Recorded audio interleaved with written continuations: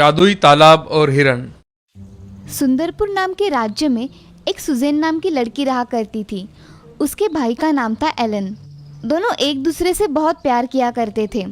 उनके घर में उनकी सौतेली माँ चाला और उसकी बेटी शलाका रहा करती थी। वो दोनों माँ बेटी सुजेन को हर प्रकार की तकलीफ देने की कोशिश किया करते थे। शलाका दिखने में थोड़ी बदसूरत होने के कारण चाला सुजेन से अच्छा बर्ताव नहीं किया करती थी। एक दिन चाला सुजेन से, अरे सुजेन, मेरे लिए दूध लेकर आओ। जी माँ, अभी लेकर आई। ऐसा कहकर सुजेन जल्दी से चाला के लिए दूध लेकर आती है। चाला कुछ जादू कर रही थी। तभी सुजेन आवाज़ देती है, माँ, मैं आपके लिए दूध लेकर आई हूँ, वहाँ रख दो और यहाँ से दफ़ा हो जाओ। जी। ऐसा कहकर सुजेन वहाँ से चली जाती है और उदास होकर बाहर आंगन में बैठती है। तभी उसका भाई एलन वहाँ आता है और सुजेन से, क्या हुआ सुजेन, तुम बड़ी उदास लग रही हो। कुछ नहीं भैया, कुछ नहीं हुआ है। मुझे सब पता है, मुझसे तो मत छुपाओ। भैया, माँ हमसे ऐसा व्यवहार क्यों करती है, जैसे हम उसके कोई नहीं हैं। तुम माँ की बातों को दिल पर मत लेना, मैं हूं ना, तुम चिंता मत करो। हाँ भैया, तुम हो, इसलिए मुझे कोई चिंता नहीं है। ऐसा कहकर सुजेन अपने काम करने चली जाती है।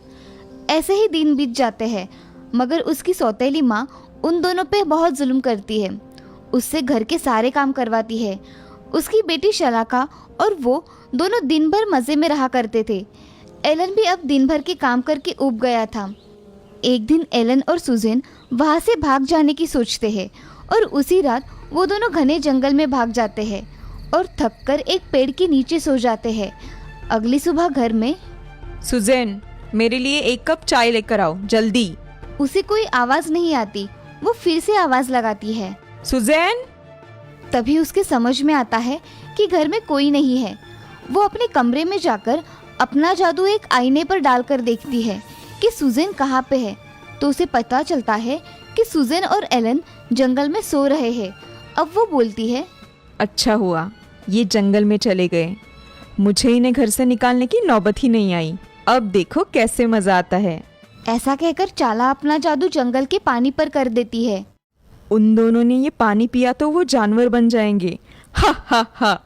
यह सुजेन और एलन जंगल में उठ जाते हैं और उठने के बाद देखते हैं कि वो जंगल में बहुत दूर तक पहुंच गए हैं। उन्हें अब कोई नहीं ढूंढ सकता था। थोड़ी देर चलने के बाद एलन को बहुत प्यास लगती है। वो पानी पीने के लिए एक तालाब के पास चला जाता है और पानी हाथ में लेता है। तभी उसे तालाब से आवाज़ आती है कि, हे बच्चे, इस तालाब का पानी तुम नहीं पी सकते। अगर तुमने इसे पिया तो तुम जानवर बन जाओगे। भाई, तुम इस तालाब का पानी नहीं पियोगे, मुझे बहुत डर लगता है। उसकी ये बातें सुन एलन भी कुछ नहीं बोलता और पानी ना पीकर अब दोनों वहाँ से चले जाते हैं।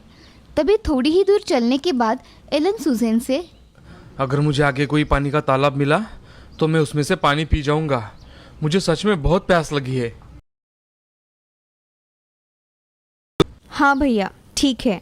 अब एलन और सुजेन बहुत देर तक चलते रहते हैं, मगर उन्हें कहीं पानी नज़र नहीं आता। अब एलन को पानी की आवाज़ सुनाई देती है। एलन सुजेन से, सुजेन, यहाँ मुझे पानी की आवाज़ सुनाई दे रही है, चलो वहाँ जाकर देखते हैं। हाँ चलो भैया। वो दोनों पानी की आवाज़ सुनकर नदी के पास चले जाते हैं। उसके पानी को देख एलन जल्दी जल्दी पानी पीने के लिए पानी हाथ में लेता है। तभी नदी से आवाज़ आती है कि, बालक रुको, इस नदी का अगर तुम पानी पियोगे तो तुम जंगली पशु बन जाओगे। ये सब सुनकर सुजेन एलन को पानी पीने से मना करती है, मगर इस बार एलन उसकी बात नहीं मानता और वो पानी पी लेता है। पानी पी लेने के बाद एलन एक हिरन में बदल जाता है। वो खुद को हिरन बना देख बहुत दुखी होता है।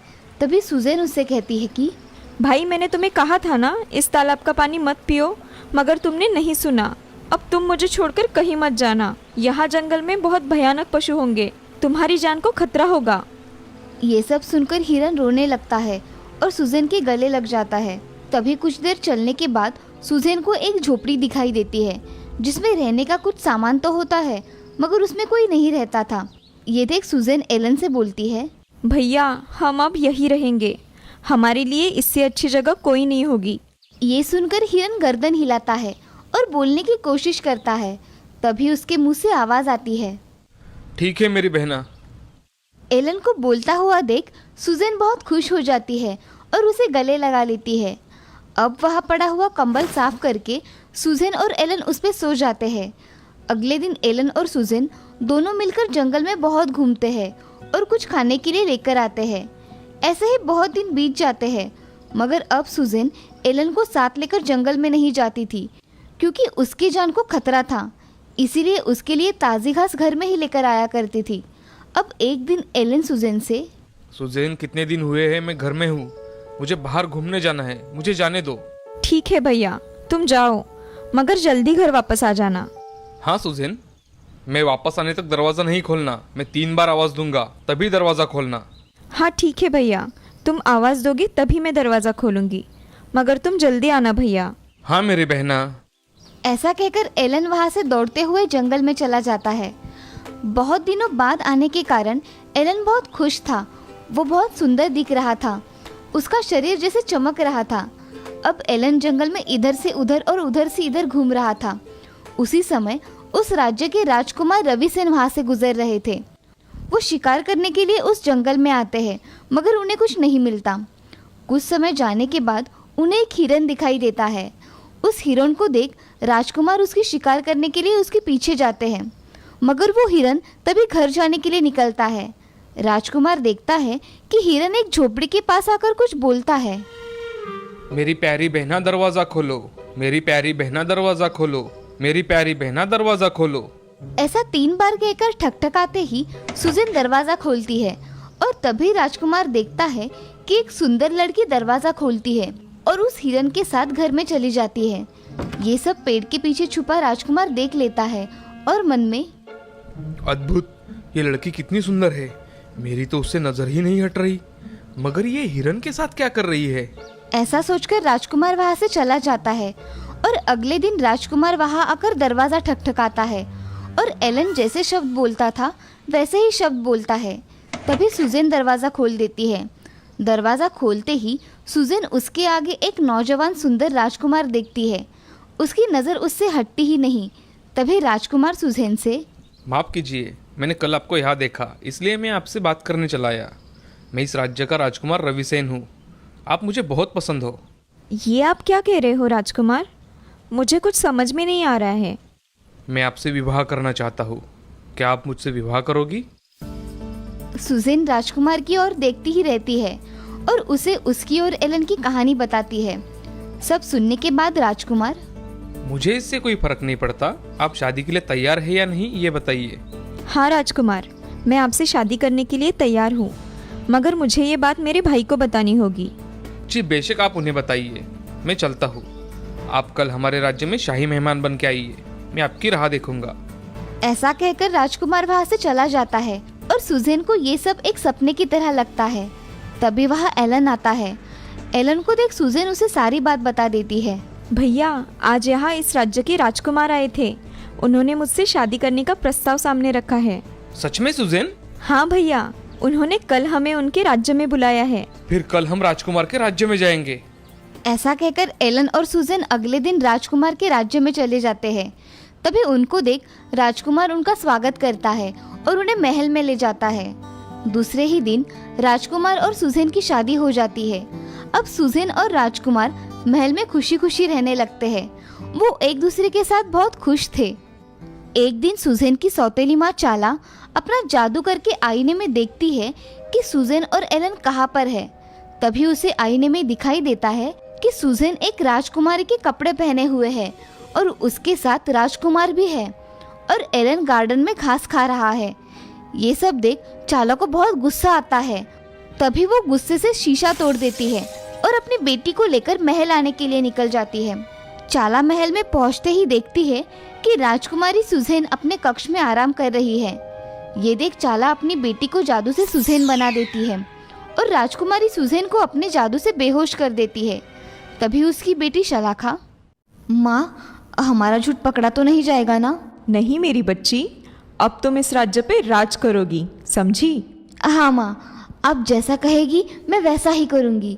ठीक है, मैं इस सुजेन को घने जंगल में छोड़ाती हूँ, तुम तब तक यही रुको, ठीक है? जी माँ। ऐसा कहकर चाला राजकुमारी सुजेन को लेकर घने जंगल में चली जाती है। और सुजैन को वहाँ जंगल में छोड़ वापस महल में चली आती है। इधर एलन अपनी बहन के पास चला जाता है तो शलाका उससे कहती है कि अरे ये हिरन कहाँ से यहाँ आया, निकालो मेरे कमरे से। ऐसा कहकर वो उसे कमरे से निकाल देती है। ये सब देख एलन बहुत हैरान हो जाता है कि सुजैन उसके साथ ऐसा बर्ताव क्यों कर रही है। ये सुजैन को अचानक से क्या हुआ? मुझे पहचानने से इनकार क्यों किया इसने? ये सब सोचते सोचते वो गार्डन में आ जाता है, मगर उसका वहाँ जी नहीं लगता। तो वो फिर से अपनी बहन को मिलने के लिए चला जाता है। तो वो देखता है कि उसकी सौतेली माँ कमरे में है। एलन कमरे के बाहर खड़ा रहकर दोनों की बातें सुनने लगता है। शलाका, मैं उस सुजैन को घने जंगल में छोड़कर यहाँ चली आई। अब वह कभी वापस नहीं आएगी। अब तुम हमेशा के लिए इस राज्य पर राज करोगी। हाँ माँ, तुम सही कह रही हो। यहाँ आकर मुझे बहुत अच्छा लग रहा है। अब तुम्हें राजकुमार के साथ कैसे बात करनी है इसकी तैयारी करनी होगी। जी माँ। ये सब बाहर खड़ा एलन सुन रहा था। उसकी आंखों में आंसू आ जाते हैं और वो जंगल की ओर चला जाता है। वो जंगल में बहुत देर सुजैन को ढूंढता है, मगर उसे सुजैन दिखाई नहीं देती। तभी उसे एक पेड़ के नीचे एक ऋषि बैठे दिखाई देते हैं। वो उनके पास जाकर, बाबा मेरी मदद कीजिए, मुझे आपकी मदद की जरूरत है। बोलो, क्या कहना चाहते हो? तुम्हें मेरी कैसी मदद चाहिए? बाबा, मेरी बहन इस जंगल में है, मुझे उससे मिलना है। क्या आप उसे खोजने में मेरी मदद करेंगे? तभी बाबा आंखें बंद करके ध्यान लगाते हैं और थोड़ी देर में कहते हैं, तुम्हारी बहन तुम्हें इस दिशा में मिल जाएगी। तुम दोनों बहुत ही जल्द मिल जाओगे। और हाँ, ये सब तुम्हारी सौतेली माँ ने किया है। तुम्हें हिरन भी उसी ने बनाया है। ये सब सुन एलन चुप हो जाता है और बाबा से, बाबा, हमें इस मुसीबत से बचने का उपाय बताइए। ये लो जल, तुम्हारी सौतेली माँ जब तुम्हारे सामने आएगी तो उसके ऊपर ये जल छिड़क देना, तभी उसकी सारी शक्तियाँ नष्ट हो जाएगी। तुम पहले जैसे बन जाओगे एलन। अब तुम इस दिशा में जाओ और राजकुमारी को लेकर जल्द ही महल में जाओ। ऐसा कहकर बाबा उसके गले में जल की बोतल बांध देते हैं। ठीक है बाबा, आपका बहुत बहुत धन्यवाद। ऐसा कहकर एलन बाबा ने बताई हुई दिशा की ओर चला जाता है और उसे कुछ देर चलने के बाद सुजैन एक पेड़ के नीचे बैठी दिखाई देती है। तभी एलन उससे, मेरी बहन, तुम ठीक हो? हाँ भैया, तुम मुझे ढूंढते हुए यहाँ तक आए। वो राजमहल में हमारी माँ और शलाका आई थी और उसने मुझ पर जादू करके यहाँ लाकर छोड़ दिया। मुझे सब पता है सुजैन। चलो अब हम राजमहल में चलते हैं। हाँ चलो भैया, मगर तुम्हारे गले में ये क्या है? मुझे सिद्ध बाबा ने ये जल दिया है, जिससे हम हमारी सौतेली माँ की सारी शक्तियाँ नष्ट कर सकते हैं और मैं पुनः मानव के रूप में आ जाऊंगा। अब तुम इसे अपने पास रखो, वक्त आने पर इसका सही इस्तेमाल करेंगे। उधर राजमहल में राजकुमार राजकुमारी के कमरे में चला जाता है और वहां जाकर देखता है कि राजकुमारी सोई हुई है। तो राजकुमार दासी से, राजकुमारी को क्या हुआ है? ये यहाँ ऐसे क्यों सोई है? उन्हें अच्छा नहीं लग रहा है, इसीलिए वो आराम कर रही हैं। वो उठ जाने पर मैं आपको बुलाऊंगी। जी, उन्हें आराम करने दीजिए। ऐसा कहकर राजकुमार कमरे से चला जाता है। इधर दासी बनी चाला अपने रूप में आ जाती है और शलाका से, मैंने तुम्हें कहा था ना कि ये लोग बहुत चालाक है। हमें संभल कर रहना होगा और हमारा नाटक अब ज़्यादा देर तक नहीं चलेगा। मुझे कोई और उपाय ढूंढना पड़ेगा। हाँ माँ, मैं भी यही सोच रही हूँ। मुझे भी यही लग रहा है कि मुझे इस समस्या का कोई जल्द से जल्द समाधान ढूंढना पड़ेगा। ऐसा कहकर चाला अपने काम में लग जाती है और इधर एलन और सुजैन अपने महल में आते हैं। राजकुमारी सुजैन ने अपने कपड़े दासियों की तरह परिधान किए थे, जिससे उन्हें कोई पहचान ना सके। थोड़ी देर बाद एलन और सुजैन चुपके से राजकुमार के कमरे में चले जाते हैं। तभी सामने राजकुमार खिड़की के बाहर देख रहा था। तभी सुजैन उसे आवाज देती है, राजकुमार, मैं आ गई। राजकुमार वो आवाज सुन उस ओर देखता है। तभी उसे उसकी आंखों पर विश्वास नहीं होता। वो राजकुमारी को एक दासी के कपड़े पहने देखता है। तभी राजकुमार, राजकुमारी, आप यहाँ ऐसे इस कपड़ों में क्या कर रही है? राजकुमार, आपने मुझे पहचान लिया। मेरी सौतेली माँ ने यहाँ आकर मुझ पर जादू करके जंगल में भिजवा दिया और यहाँ वो और उसकी बेटी आकर रह रही है। ये सब सुन राजकुमार बहुत गुस्से में आ जाता है और मंत्रियों से, अभी के अभी महल में सभी मंत्रियों को बुलाया जाए। राजकुमार का आदेश मिलते ही सभी मंत्री दरबार में उपस्थित रहते हैं। तभी राजकुमार राजकुमारी के साथ महल में आता है और महल में आते ही वो महल में नकली राजकुमारी और उसकी दासी को बुलाने का आदेश देता है। थोड़ी ही देर में वो नकली राजकुमारी और उसकी माँ आ जाते हैं। तभी उनकी नज़र राजकुमार के पास खड़ी राजकुमारी सुजैन पर पड़ती है। तो वो बहुत गुस्से में आ जाती है। तभी वो अपना असली रूप धारण कर लेती है। इन्हें अभी के अभी बंदी बना लिया जाए। इन्होंने राजकुमारी को जान से मारने की कोशिश की है।